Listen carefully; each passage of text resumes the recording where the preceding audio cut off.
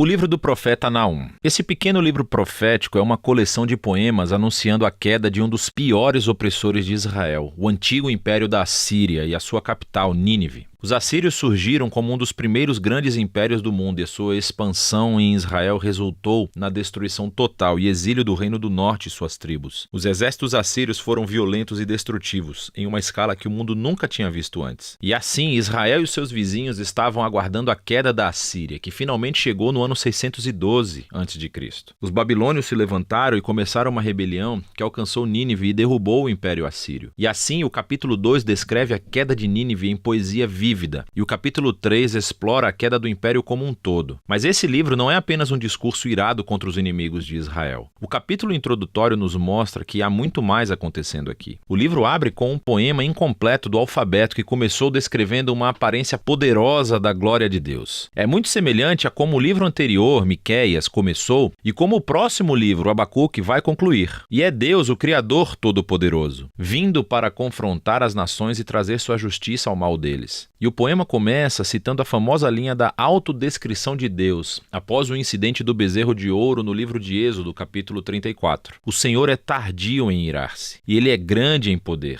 Ele não vai deixar o mal impune. E assim o resto do poema vai e volta, contrastando o destino das nações violentas e arrogantes com o destino do remanescente fiel de Deus. Quando Deus derruba todos os impérios arrogantes, Ele provê refúgio para aqueles que se humilham perante Ele. Ora, aqui está o que é realmente interessante. Você pensou que esse livro era apenas sobre a Assíria, mas Naum, na verdade, não menciona Nínive ou Assíria no capítulo 1. E quando ele descreve a queda dos bandidos, ele usa a linguagem de Isaías sobre a queda da Babilônia, que aconteceu muito mais tarde na história. E não apenas isso, Naum também descreve a queda dos inimigos como uma boa notícia para o remanescente do povo de Deus. É uma alusão direta às boas novas de Isaías sobre a queda da Babilônia. E assim, todos esses pequenos detalhes do capítulo 1 se juntam para criar um ponto-chave. Para Naum, a queda de Nínive está sendo apresentada como um exemplo, como uma imagem de como Deus atua na história em todas as épocas. Como Ele não permitirá que os impérios arrogantes ou violentos de nosso mundo durem para sempre. E assim, a mensagem de Naum é na verdade muito parecida com a de Daniel. A Assíria está em uma longa linha de impérios violentos ao longo da história. E o destino de Nínive é um memorial ao compromisso de Deus de derrubar os violentos e arrogantes de todas as épocas. Com essa perspectiva do capítulo de abertura, o livro retorna ao foco na Assíria. E assim, o capítulo 2 descreve a batalha de Nínive e a queda da cidade em estágios progressivos. Então, primeiro vemos a linha de frente dos soldados babilônicos. E então nós lemos sobre o ataque dos carros. E então o caos nas muralhas da cidade quando a cidade é violada. Depois o massacre do povo de Nínive e logo o saque da cidade. O capítulo 3 continua descrevendo os resultados da queda da cidade pelo império como um todo. Então Naum começa anunciando uma desgraça sobre a cidade cujos reis a construíram com o sangue dos inocentes. É uma imagem de como a injustiça foi construída no próprio sistema que fez a Assíria ter tanto sucesso. Mas a violência dele semeou as sementes da sua própria destruição. E assim a Assíria cairá diante da Babilônia. O livro conclui com uma provocação contra o rei caído da Assíria. Ele está ferido com uma ferida fatal, e dentre todas as nações que ele oprimiu uma vez, ninguém veio para ajudá-lo. Em vez disso, eles cantam e celebram a sua destruição. E é assim que o livro termina. Agora, esse é um livro sombrio, mas é importante ver como a mensagem de Naum aborda os trágicos e perpétuos ciclos de violência e opressão humanas em todas as épocas. A história humana está cheia de tribos e nações se elevando e usando a violência para pegar o que querem, resultando na morte de inocentes. E o livro de Naum usa a Assíria e a Babilônia como exemplos para nos dizer que Deus está entristecido e que se importa com a morte dos inocentes, e que a sua bondade e a sua justiça o obrigam a orquestrar a queda de nações opressoras, e o juízo de Deus sobre o mal é uma boa notícia, a menos, claro, que você seja a Síria. O que nos traz de volta para a conclusão do poema de abertura do capítulo 1, o que nos diz que o Senhor é bom e um refúgio no dia da aflição. Ele cuida daqueles que se refugiam nele. E assim, o pequeno livro de Naum convida todos os leitores a se humilharem diante da justiça de Deus e a confiar que, em seu tempo, ele derrubará os opressores de todo tempo e lugar.